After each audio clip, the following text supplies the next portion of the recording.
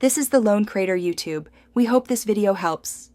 In this video, I will explain how to set the clock in a VW Passat. Having the correct time in your vehicle is essential for staying on schedule. Whether it's for daylight saving adjustments or after a battery change, resetting your clock is a straightforward process. We will walk through each step, ensuring your vehicle's time display is accurate and ready to go. Let's get started with the first step. To begin, make sure your car's ignition is on. Then, direct your attention to the instrument cluster, which is the display directly in front of your steering wheel.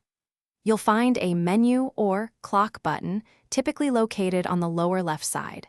Press this button once, and you should see the hour digits on your clock display become highlighted, indicating they are ready for adjustment.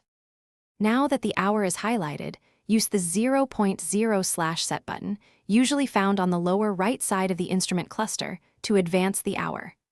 Each press will move it forward by 1 hour. If you press and hold, it will cycle through the hours quickly. Once the hour is correct, press the menu or clock button again to highlight the minutes, then use the 0.0/set button to adjust them. After setting both the hours and minutes to the correct time, press the menu or clock button one last time. This action will finalize your settings and lock in the new time. You'll notice that the time is updated across all relevant displays in your Volkswagen Passat, including any infotainment screens or analog clocks. Congratulations, your vehicle's clock is now perfectly synchronized and ready to keep you on schedule.